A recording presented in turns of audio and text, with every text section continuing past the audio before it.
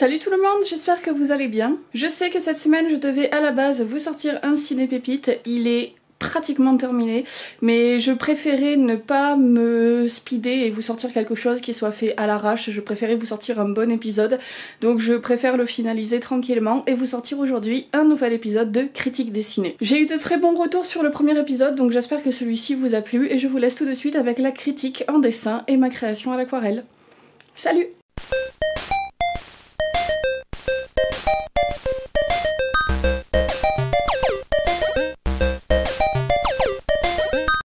Ogre est un film d'horreur et un drame français réalisé par Arnaud Malherbe.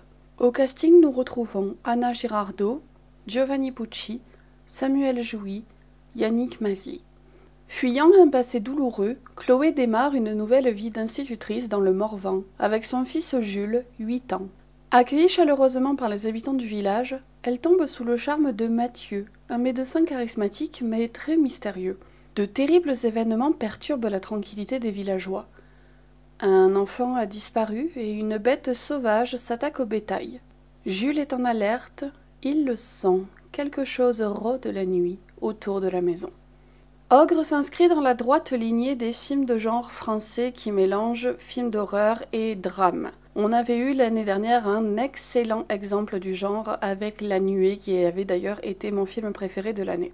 Je pense que la nouvelle subvention du CNC dédiée uniquement au cinéma de genre n'y est pas étrangère et j'avoue que si ça permet de voir plus de films qui utilisent des codes du cinéma de genre pour proposer des histoires originales ou explorer des drames familiaux, ça ne peut donner que des choses intéressantes. Ogre, d'ailleurs, est un film intéressant sur plusieurs points. Tout d'abord, il est magnifique sur le plan visuel, avec une photographie qui joue énormément sur les contrastes colorés très forts. L'omniprésence de la forêt et d'arbres immenses, filmés avec ce contraste très fort, donne des images qui paraissent même désaturées, tant le noir des arbres ressort, et que le reste des couleurs est happé par cette noirceur.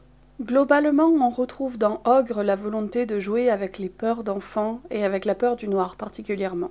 Les ombres sont volontairement laissées dans des zones très floues, nous permettant, grâce à l'imagination, de les combler avec la pareidolie d'étranges créatures inquiétantes. Le film est suivi du point de vue de Jules, un enfant traumatisé par une relation avec un père violent, et qui projette du coup cette violence sur tous les hommes, et en particulier Mathieu, le nouveau petit ami de sa mère. Ce Mathieu prend donc des dimensions très inquiétantes lorsqu'il est vu du point de vue de Jules, et la mise en scène qui l'entoure est volontairement cryptique pour nous laisser tout loisir à l'interprétation. Mathieu, en effet, agit très peu, et finalement on n'arrive pas à savoir si l'antipathie que l'on éprouve pour lui vient du regard biaisé de Jules, qui en a peur et qui s'imagine des choses, ou si ce personnage est vraiment dangereux, comme une bombe à retardement. Anna Girardot est excellente dans le rôle de cette mère qui doit être à la fois forte pour protéger son fils Jules, mais qui souffre aussi du passé traumatique avec un mari violent. On sent qu'elle est aussi un petit peu perdue par l'accueil qu'elle reçoit dans le village, parfois extrêmement chaleureux, voire même où les gens en font un peu trop, et parfois extrêmement froid, glacial. On y retrouve d'ailleurs quelque chose que j'ai plutôt apprécié parce que les citadins sont vraiment montrés comme étant presque des colons qui arrivent en territoire conquis et méprisent un petit peu les habitants de zones rurales qui, eux, en retour, réagissent avec beaucoup de mépris à leur égard. Hélas, Ogre laisse une sensation mitigée, parce qu'on a l'impression que le film n'est pas vraiment fini ou abouti, qu'il aurait pu aller beaucoup plus loin et aborder beaucoup plus de choses. Durant tout le film, on attend que les choses démarrent, on attend qu'il se passe enfin un élément déclencheur qui vienne perturber tout ça. Mais le rythme reste très lent, et les différentes péripéties que vivent les personnages n'amorcent finalement pas d'intrigue. Le film se termine en plus sur une scène qui est assez cryptique et ouverte à l'interprétation, j'ai pas spécialement de problème avec ça, mais le souci c'est qu'on a l'impression que ça ne règle aucun des soucis qui a été abordé par le film. De plus, je ne sais pas s'il faut voir dans cette fin une fin premier degré et cartésienne, disons, ou une fin plus métaphorique. Personnellement, j'y ai vu plutôt quelque chose de l'ordre de la métaphore, car si c'est une fin réaliste, pour le coup ce serait vraiment assez décevant, voire même un petit peu stupide comme fin. L'année dernière, nous avions eu, un petit peu sur la même thématique, Affamé, réalisé aux États-Unis. Pour le coup, c'est un film d'horreur beaucoup plus classique et qui tombe dans des schémas et des codes déjà vus, qui même parfois se perd dans des scènes un petit peu clichés pour coller aux standards du film d'horreur. Mais je le trouve sur le fond beaucoup plus réussi, déjà parce qu'il apporte une vraie conclusion, mais aussi parce que son propos est plus cohérent. C'est un film qui aborde vraiment, frontalement, la question du traumatisme dans l'enfance, tout en s'emparant de figures mythologiques qui servent de métaphore pour parler de ces traumas, de ces traumatismes, de la violence dans la sphère familiale. Ogre, on a l'impression qu'il ne sait pas vraiment sur quel pied danser. D'un côté, on a beaucoup de choses qui sont vues à travers le regard de Jules, mais on a aussi énormément le regard des adultes, qui viennent contrebalancer son regard, donc on ne sait pas si on doit être uniquement de 100% du point de vue de l'enfant, ou du point de vue de la mère traumatisée qui voit son enfant et ne sait pas réagir à ses traumas.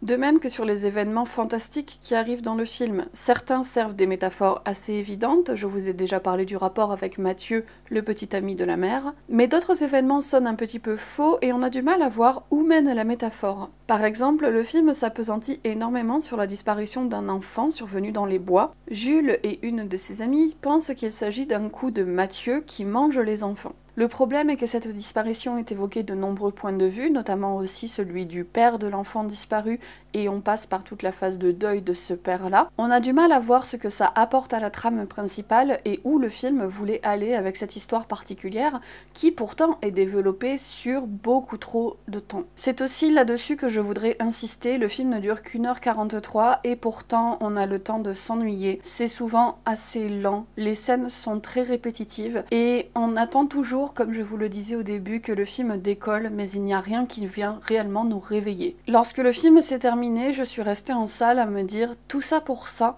D'autant que c'était un film que j'attendais énormément. Je vous le conseillerais clairement pour son aspect plastique et sa mise en scène, qui m'ont d'ailleurs énormément inspiré pour faire cette aquarelle. Mais au-delà de ça, l'histoire n'est pas très intéressante, ce n'est ni un film de genre abouti, ni un drame abouti. On a l'impression que le film se perd et ne sait pas comment évoluer à la jonction de ces deux genres. Je ne peux donc que vous recommander, si vous aimez les drames teintés d'horreur, La Nuée, sorti l'an passé, et si des histoires qui développent les peurs et les traumas d'enfants en partant de postulats fantastiques vous intéressent, je vous conseille plutôt Les Affamés, sorti l'an passé lui aussi. Voilà, cette critique dessinée est terminée, j'espère que ça vous aura plu, j'espère aussi que vous aurez aimé le résultat de cette aquarelle. J'ai pris beaucoup de plaisir à la faire et j'ai pris beaucoup de plaisir à faire cette vidéo. Je sais que j'ai eu de très bons retours sur la première vidéo malgré le fait qu'elle ait fait très peu de vues, mais je vous en remercie, j'espère que ce deuxième épisode va vous plaire. On se retrouve très bientôt pour le prochain Ciné Pépite qui, comme je vous l'ai dit en introduction, promis,